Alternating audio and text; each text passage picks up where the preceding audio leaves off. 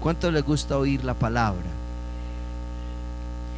Vamos a analizar algo que quiero compartir con ustedes y voy a tomar prestado un texto que el apóstol Pablo habló escribiéndole a los Corintios en su segunda carta. Ahí sentaditos lo puede analizar conmigo en esta noche. Y es un versículo muy conocido. Segunda carta a los Corintios capítulo 5 y el verso 17. Ahí sentadito vamos a analizar algo que quiero compartir en esta noche.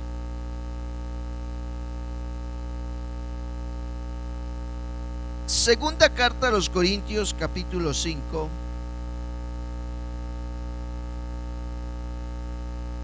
y el verso 17. ¿Es conocido o no? Hasta se lo saben de memoria algunos. ¿Cierto que sí? Y es una declaración de parte de Pablo y mostrando algo que se introdujo en Cristo. Y vamos a analizar algo aquí que me llama poderosamente la atención, pero que voy a apuntar desde aquí, desde la raíz del asunto. Si usted quiere crecer y permanecer, usted tiene que entender qué es lo que debe crecer en usted y en qué debe permanecer usted. Por eso vamos a pedir aquí prestado algo de este versículo. Dice el verso 17: de modo que si alguno está en Cristo, coma, o sea, haga un descanso. Pablo dice: nueva criatura es. Diga conmigo: nueva criatura es. Descansemos ahí. Hay un punto y una coma.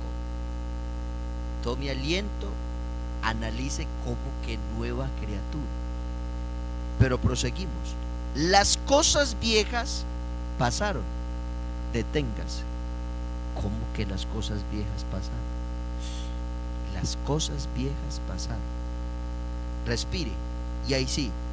He aquí todas. ¿Qué dice? Son hechas nuevas. Cierre sus ojos, incline su cabeza y dígale al Señor: gracias por la palabra que en esta noche me vas a dar. Háblanos al corazón, al oído. Gracias te doy, mi amado Dios, porque hoy hablas una vez más. Usa tu siervo, usa tu palabra, y que tu palabra llegue al corazón. En el nombre de Jesús, amén y amén. Hablemos en esta noche. Regáleme unos minuticos de su apreciado tiempo y hablemos sobre esto que Pablo nos menciona aquí, sobre nuevas criaturas. Amén. Nueva criatura. He estado inquieto sobre este tema y, ¿por qué no decir, sobre esta doctrina, el nuevo nacimiento? Pero analizando el contexto de lo que el apóstol Pablo viene hablando, usted tiene que ir al pensamiento paulino y de por qué Pablo menciona esto. Si usted nota, Pablo en su segunda carta, la carta que dirige a los Corintios, Pablo está defendiendo su ministerio. En la primera carta, Pablo ordena ciertas cosas en la iglesia y establece cosas que se necesitaban establecer. Se dice históricamente que la iglesia de los Corintios, una iglesia que tenía todos los dones, no faltaba ninguno. Todos los dones que Pablo menciona en la primera carta, el capítulo 12, todos esos dones la iglesia los tenía.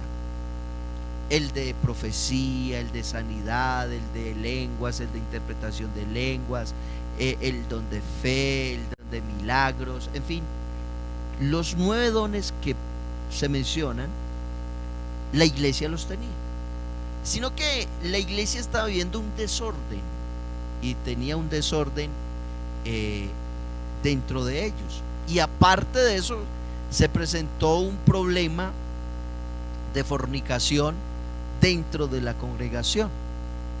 Entonces Pablo envía esa carta, les escribe esa carta. Bueno, para los que de pronto no sabían, eran 3 cartas las que se dirigieron a Corintio, sino que una se perdió y quedaron estas 2, pero realmente eran 3 cartas las que escribió Pablo a los corintios. Y en esta segunda que tenemos aquí dentro de nuestro canon bíblico, Pablo ahora está defendiendo su ministerio. Si usted nota en el capítulo 1, verso 1, Pablo dice: Pablo, apóstol de Jesucristo por la voluntad de Dios.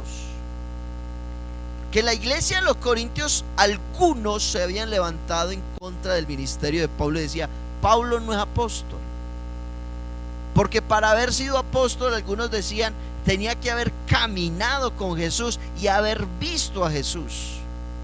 Esa era la condición para ser un apóstol. Pero resulta y acontece que Pablo conoció a Jesús.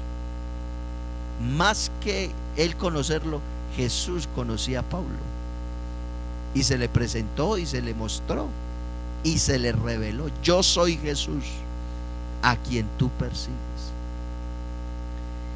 Y Cristo llamó a Pablo a ser apóstol. Entonces Pablo en la segunda carta empieza a hablar y a defender su ministerio, pero también le introduce algo que es el ministerio del nuevo pacto. Y Pablo muestra tanto su ministerio que les enseña a los corintios algo muy glorioso que ahora nosotros estamos disfrutando. Pablo empieza a hablar sobre un nuevo pacto y ministros de un nuevo pacto, pero Pablo muestra que el Señor escogió vasijas de barro para derramar y entregar y depositar ese ministerio. Por eso cuando usted mira el capítulo 4 verso 7, donde dice: pero tenemos este tesoro en vasos de barro, ese tesoro se refiere al ministerio.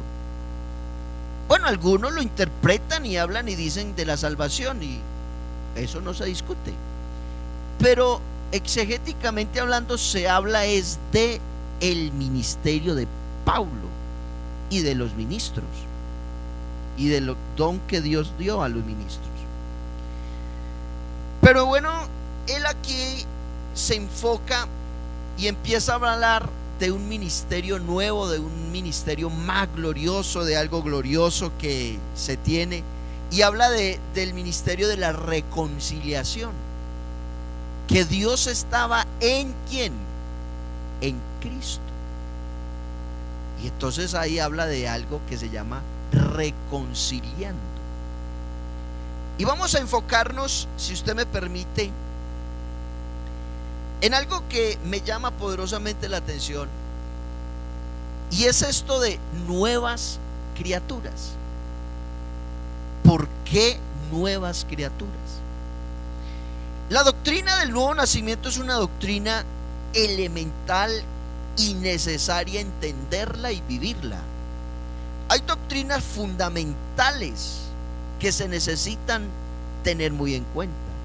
Hay doctrinas que si usted no las sabe, pues no pasa nada.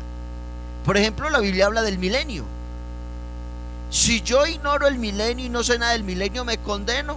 No, señor, porque son doctrinas que no afectan la salvación. Pero si usted ignora la doctrina del nuevo nacimiento y no la está viviendo, usted corre peligro. ¿Me doy a entender? Hay doctrinas como la doctrina del nombre. Se necesita entenderla y comprenderla. Por eso yo quiero en esta noche que nos enfoquemos un poco en esto del nuevo nacimiento, el hombre nacido de nuevo. El nuevo nacimiento yo creo que debe ocupar un lugar muy importante en la vida de cada uno de nosotros, porque apuntamos a la raíz del asunto. Podemos hablar de justificación, podemos hablar de reconciliación, podemos hablar de todas las doctrinas que habla Pablo en la carta a los romanos, pero si usted no apunta a algo que encierra todo eso, que es el nuevo nacimiento, entonces usted está ignorando, repito, una cantidad de cosas necesarias, elementales, indispensables para llegar al cielo. Y yo pregunto, ¿cuántos queremos llegar al cielo? Todos queremos. Esa es una esperanza que tenemos, ¿verdad? Cada grupo en el mundo apunta a algo. Si usted le pregunta a los budistas cuál es el punto máximo, la iluminación, dicen ellos. Si usted le pregunta a los maometanos cuál es su punto, no, llegar al paraíso, ¿cierto? Y así cada uno tiene un punto de partida y un punto de llegada. Para nosotros los cristianos, ¿cuál es nuestro punto de partida y nuestro punto de llegada? Cristo. Él es el punto de partida y Él es el punto de llegada. Cristo. No existe un cristianismo sin Cristo. No lo puede haber. Tiene que existir Cristo. Y usted debe tener una vida cristocéntrica. ¿Qué significa eso? Que Cristo sea el centro. Si Cristo no es el centro en tu vida, no eres cristiano. Así es sencillo. ¿Me doy a entender? Diga gloria a Dios. Entonces, hablar esto apunta a una cantidad de cosas que quiero compartir, no en esta noche, vamos a irlo compartiendo porque el tiempo no nos daría, pero sí quiero que iniciemos algo, el por qué esto de nacer de nuevo. ¿Qué es nacer de nuevo? Si hablamos del sinónimo de nacer de nuevo, del nuevo nacimiento, apuntaríamos a algo que se llama regeneración, que es una doctrina, la regeneración. Y la palabra regeneración significa volver a crear, volver a ser, ¿cierto? Y es una referencia al acto por medio del cual el hombre pecador caído es recreado, o sea, vuelve a ser hecho. Y entonces se utiliza la expresión nuevo nacimiento, nueva criatura, nueva creación. Y esta tiene que ver con algo que ocurre en el interior del hombre pecador.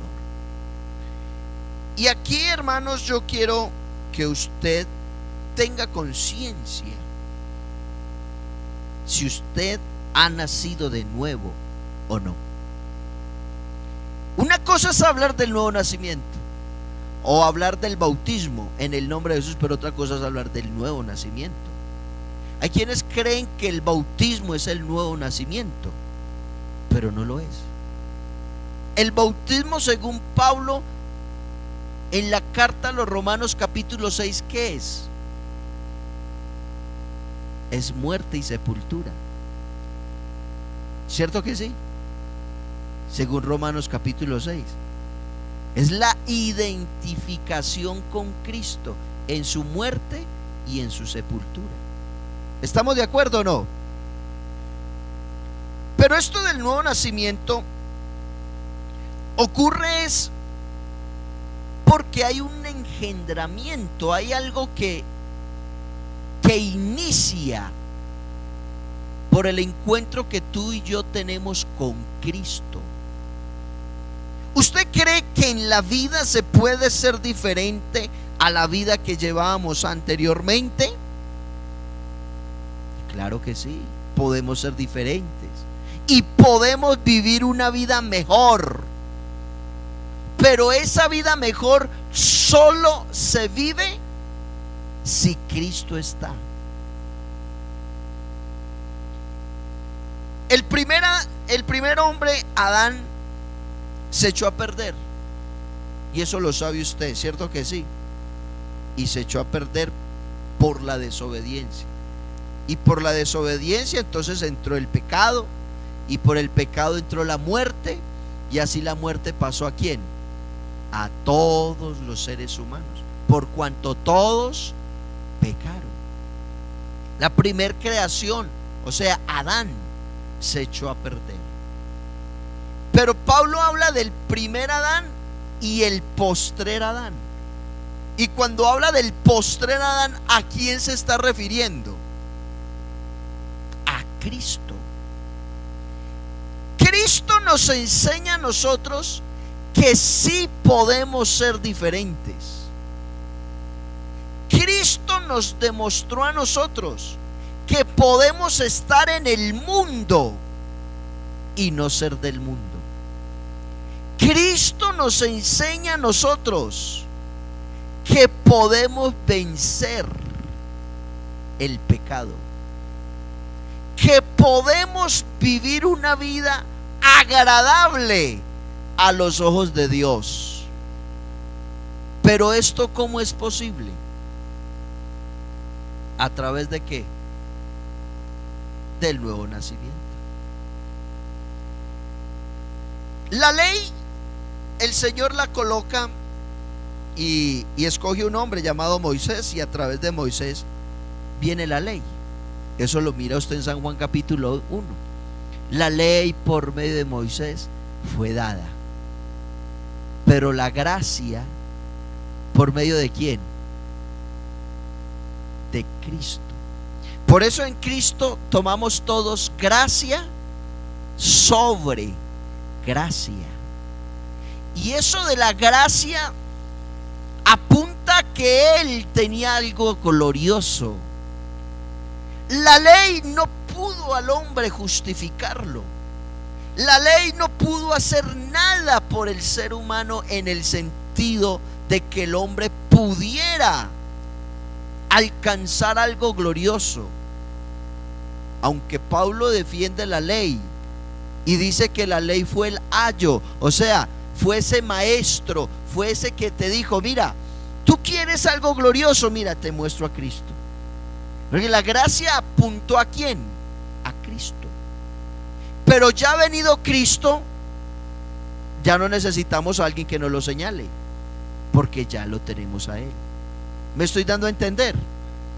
Y cuando Cristo se mete aquí en la historia del ser humano y parte la historia del ser humano y nos habla de algo glorioso, de algo diferente, usted mira que Nicodemo apunta y dice: bueno, yo quiero llegar al cielo, yo quiero llegar a alcanzar algo glorioso, pero ¿cómo lo hago? El Señor le dice: bueno, eres tu maestro y me preguntas eso, ¿cierto? Pero el Señor entonces le muestra algo diferente, y el Señor apunta a que el hombre necesita nacer de nuevo. Pero ¿a cuál hombre se refiere? A todo ser humano. Por eso usted mira al final del verso 15 y el verso 16, que es uno solo. Por eso dice: de tal manera amó Dios al mundo, que ha dado a su Hijo unigénito, para que todo aquel que en Él cree no se pierda, mas tenga vida eterna. Ese que ha dado significa, está mostrando cuál es la solución al hombre. El hombre necesita nacer de nuevo. El hombre ahora necesita adquirir una nueva naturaleza. Adán, el primero, el que se habla en el libro del Génesis, el que fue expulsado del huerto del Edén, dijo: no, fallé, me equivoqué, erré al blanco. Eso es lo que significa pecar: errar al blanco, no apuntar al propósito de Dios, traspasar la línea. Y él traspasó los linderos de Dios, no dio en el blanco de Dios, entonces fue destituido. Pero ahora viene Cristo y dice: yo les voy a demostrar que sí se puede. Yo les voy a demostrar que sí podemos ser diferentes. Yo les voy a demostrar que sí podemos vivir en este mundo una vida santa, piadosa y agradable a la presencia de Dios. Pero la única manera de vivir una vida diferente es teniendo a Dios. Por eso Pablo en la carta a los Corintios dice: Dios estaba en Cristo. Cristo es la esencia de todo. Y Él nos muestra a nosotros lo que necesitamos. Nacer de nuevo es el encuentro, es que usted y yo adquirimos algo diferente. Aquí hay mucha tela por cortar, pero quiero ir paso a paso y despacito para que usted no se me vaya a confundir. ¿Listo? Esta es la introducción. ¿Cómo así, pastor? Y entonces, mire, hermanos, si usted nota el capítulo 6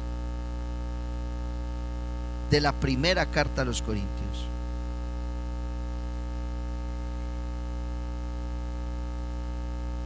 para nosotros vivir una vida de acuerdo a la vida que Dios quiere, no a la que tú y yo queramos, porque esto aquí es importante entender que ya no somos nosotros los que tomamos la decisión, es Dios el que debe tomar el control. Esto del nuevo nacimiento es que Él coloca su naturaleza en mí. O sea, ya la naturaleza adámica primera, caída, pecaminosa, que es lo que se llama carnal, porque hay dos términos: cuerpo y carne, y se lo voy a demostrar. Si usted mira el capítulo 6, Pablo entonces exhorta a los corintios y dice: ¿cómo así que ustedes no son capaces de juzgar, hombre, un asunto como el que ustedes están viviendo, y tienen que ir a buscar jueces como si ustedes no pudieran juzgar el pecado? Si antes nosotros vamos a juzgar a los ángeles, ¿a cuáles ángeles vamos a juzgar? A los caídos. ¿No le parece glorioso que usted vaya a juzgar a ese ángel que le hizo la mala? ¿Cierto? Tremendo lo que Dios nos está entregando, y nos entregó y nos va a dar.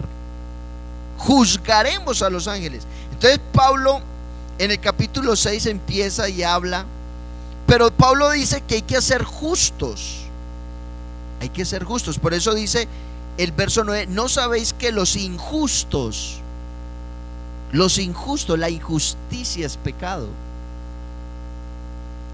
Hermano, toda injusticia es pecado. Bueno, como que no me están oyendo. Y a veces se guarda de una cosa y de la otra, pero ¿cuántas injusticias cometemos? Ojo, no seamos injustos. ¿No sabéis que los injustos no heredarán el reino de Dios? No erréis, ni los fornicarios, ni los idólatras, ni los adúlteros, ni los afeminados, ni los que se echan con varones, ni los ladrones, ni los ávaros, ni los borrachos, ni los maldicientes, ni los estafadores. ¿Qué? Claro, es porque esa gente son los que están con la naturaleza, ¿qué? adámica, pecaminosa, caída. Pero entonces Pablo hace la diferencia entre ellos y nosotros. Versículo 11. Y esto erais algunos. Eso era yo. Pero usted no es cierto. De un santo. Esto éramos algunos. Mas ya habéis sido ¿qué? Lavados. Eso cuando dice ya habéis sido lavados, ¿a qué se refiere? ¿Al chapuzoncito que nos echaron en la agüita? Cuando se habla lavado, se habla de la palabra. La palabra es la que limpia. Por eso cuando usted apunta lo que le dijo el Señor a Nicodemo, el que no naciere de agua y de espíritu, se refiere a la palabra. Entienda, a la palabra. Mi palabra es espíritu y es vida. ¿Vamos bien o no? Bueno, porque ya habéis sido ¿qué? Lavados. Ya habéis sido ¿qué? Justificados. Habéis sido santificados, perdón. Y ya habéis sido justificados. Miren el proceso: lavados, santificados y justificados. ¿Por qué? Por el nombre y por el Espíritu Santo. ¿Cuántos fuimos bautizados en el nombre de Jesús? El nombre perdonó nuestros pecados. ¿Pero por qué se perdonaron los pecados? Por creer. Si usted se bautizó sin creer, usted sigue igual. Pero todo es un proceso. Es un proceso que se lleva en el creer. Por eso la única luz que se ve en el Antiguo Testamento para lo que apuntaba el Señor era la fe. Y Habacuc fue el único que dijo: mas el justo por la fe. Ahí se da una luz. Y entonces él dice: ya no es una ley, haga esto, viva aquí, no toques, no tomes tal cosa, ley. No, ahora es fe. Mas el justo por la fe vivirá. Y esa es la esencia, el creer. Usted creyó en Cristo, pero ¿por qué creíste en Cristo? ¿Lo vistes? ¿Se te apareció en un sueño?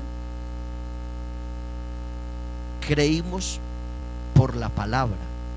La palabra nos fue predicada y la recibimos y la creímos.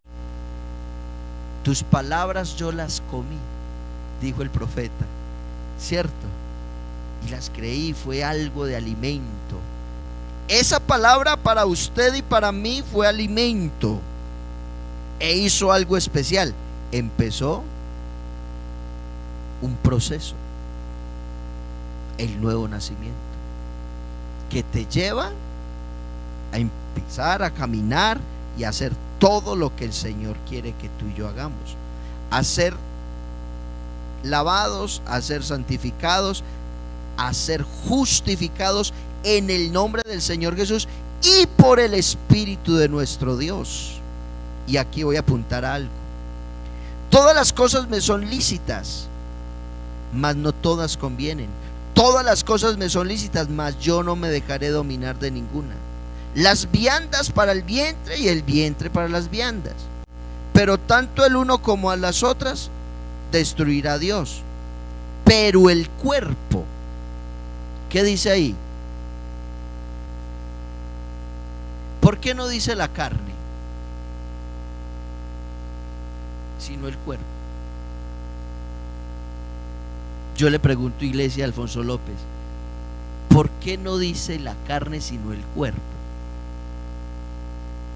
Pero el cuerpo, porque se refiere realmente al cuerpo humano. Cuando se habla de carne, ¿a qué se refiere? A la naturaleza pecaminosa.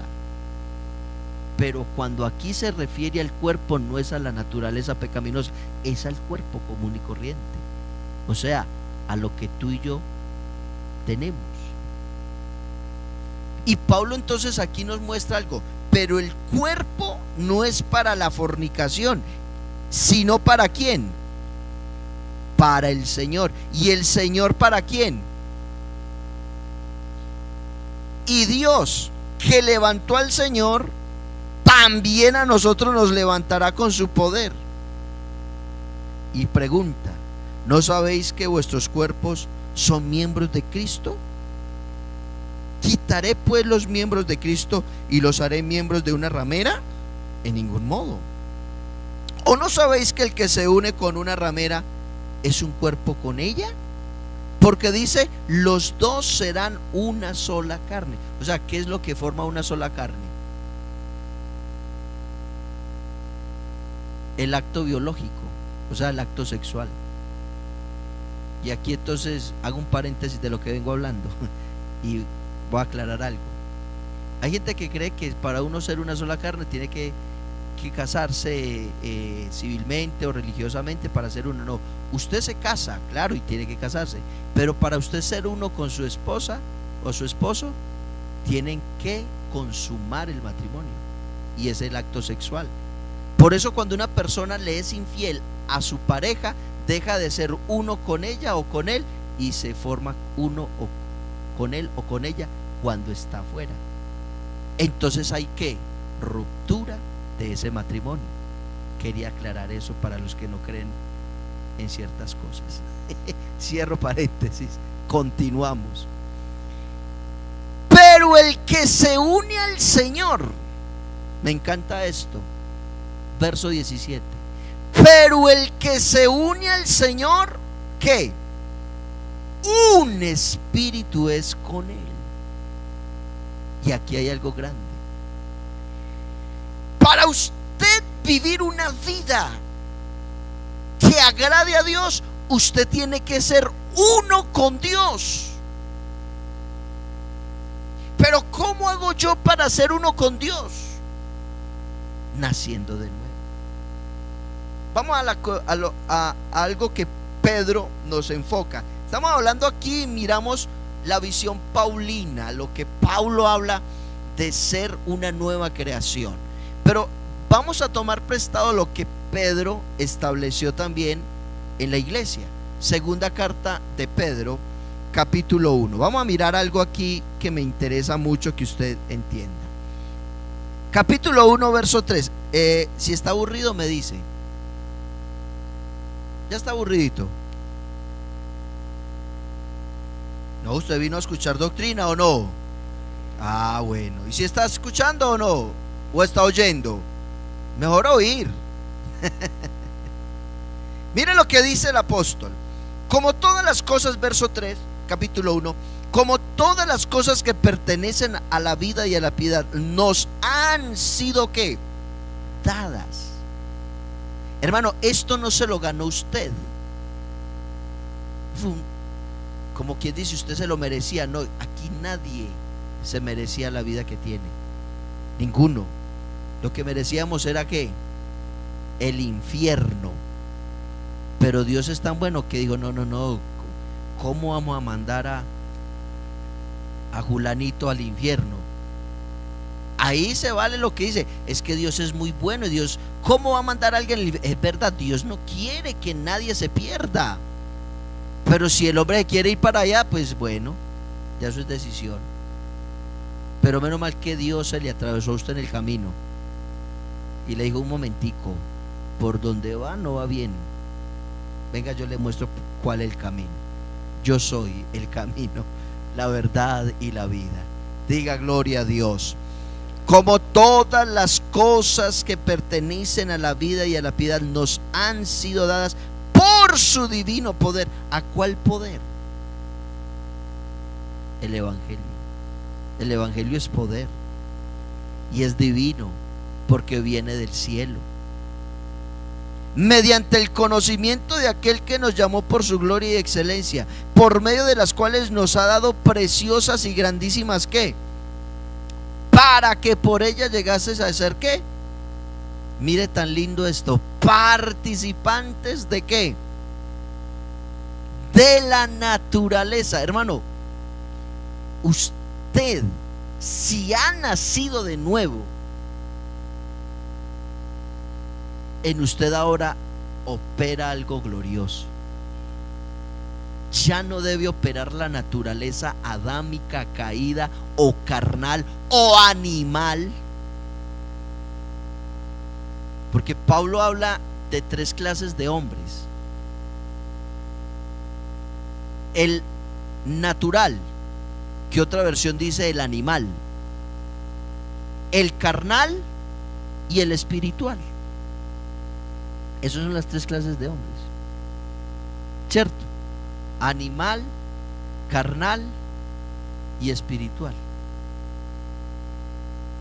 Tanto el carnal como el espiritual han adoptado una vida, pero lo que pasa es que el carnal está siendo dominado todavía por la naturaleza caída, pero tiene esperanza. Puede renunciar a esa naturaleza, morir y vivir para Dios y ser nueva criatura. Pero mire lo que Pedro dice: para que llegases a ser participantes de la naturaleza divina. Pero aquí da el toque: habiendo huido de la corrupción que hay en el mundo a causa de la concupiscencia. ¿A qué se refiere de la concupiscencia? Al deseo. La palabra concupiscencia apunta a los deseos.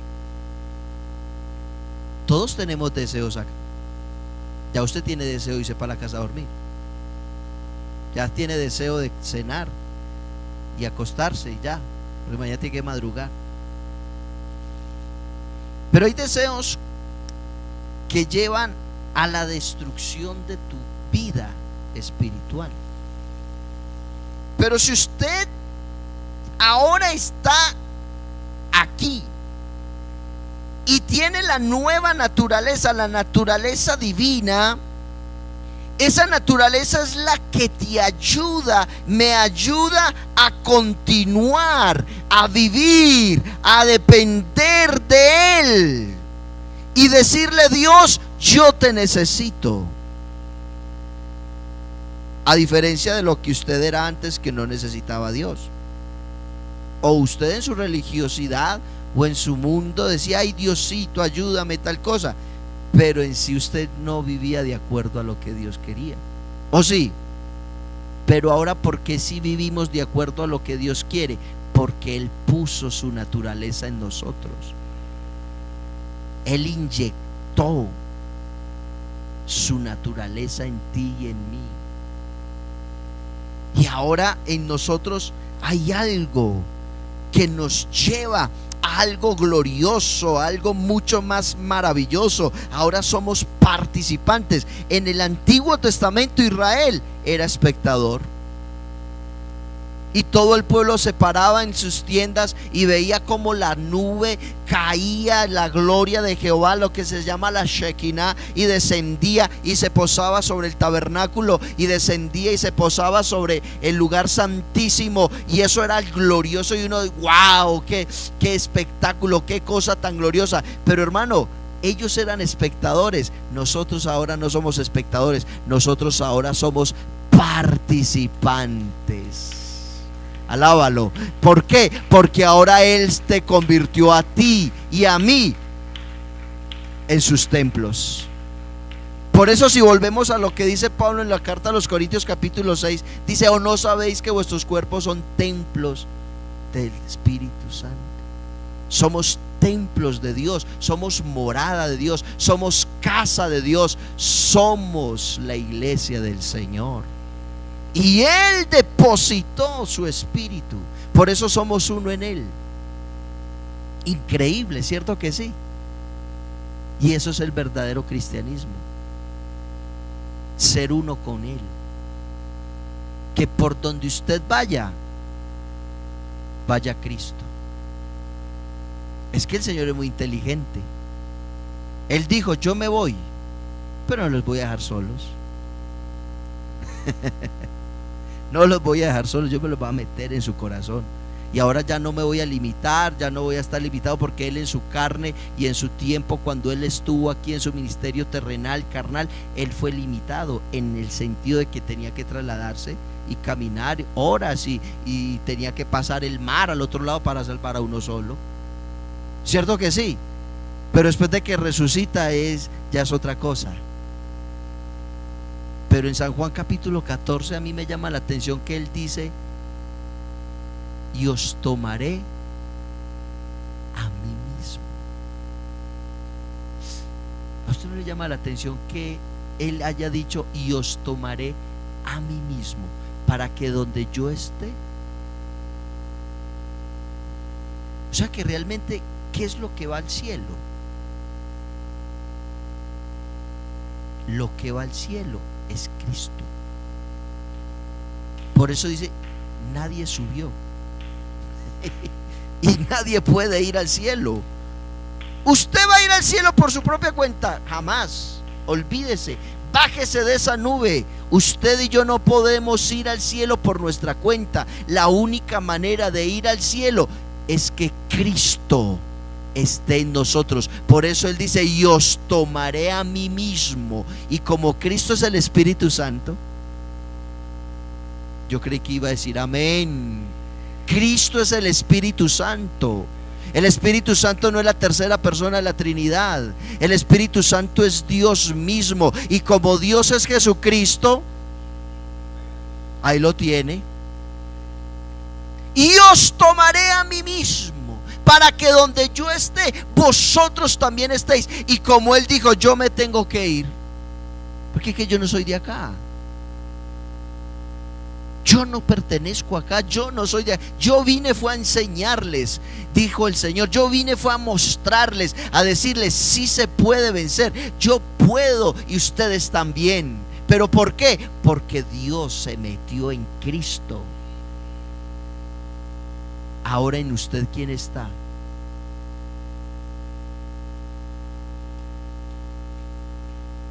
Entonces, ¿se puede o no? ¿Quién está en usted? Entonces, ¿se puede, sí o no? ¿Quién está en usted? Entonces podemos ir al cielo. ¡Claro! Porque Él vendrá y nos tomará a sí mismo. O sea, esto se abrirá en dos, y lo de Cristo saldrá y nos dará un cuerpo glorioso. Y le veremos a Él tal como Él es. Me verás en gloria, hermano. Me verás en gloria, hermana.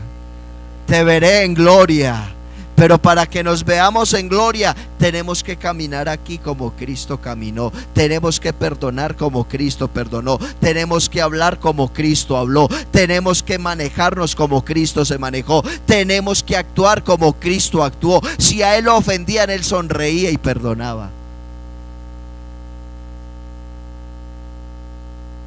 Si había una necesidad, Él la suplía. Si había un leproso, a Él no le daba asco. Si quieres, puedes limpiarme. Quiero. Sé limpio. Pero lo tocó. No me preocupe, mi hijo. Y la lepra desapareció. Usted es de Cristo y tiene a Cristo. Así que por donde vaya, va Cristo. No le tenga miedo al mundo, al pecado, porque Cristo venció. Usted también, hermano, por donde pise, debe pisar Cristo. Donde vaya usted, va Cristo. Porque usted tiene a Cristo en su vida. ¿Me está entendiendo esto de la nueva creación? Pero hay que estar en Cristo y Cristo en nosotros. Eso es una fusión. Yo no puedo estar con, tengo que estar en. Y Dios ya no está con, está en mí. Usted lo tiene. Entonces, ¿por qué no viene y lo alaba? ¿Por qué ve que hay un culto en la iglesia y usted se queda viendo televisión? ¿Por qué los sábados usted busca otro pasatiempo por ahí para entretenerse en vez de venir al culto? Lo de Cristo viene a alabar. Póngase en pie, que no va a seguir predicando mejor. pero sí quiero que usted alabe al Señor y entienda que hay algo adentro. ¿Qué hay adentro de usted? Todavía el viejo hombre, la naturaleza caída, no. Eso el Señor la consumó y la derrotó y le dijo: sálgase de aquí, que ahora me meto yo.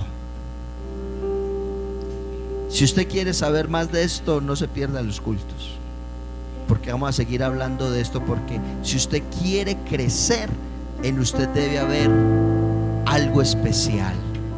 Todo lo de Dios crece, avanza y permanece.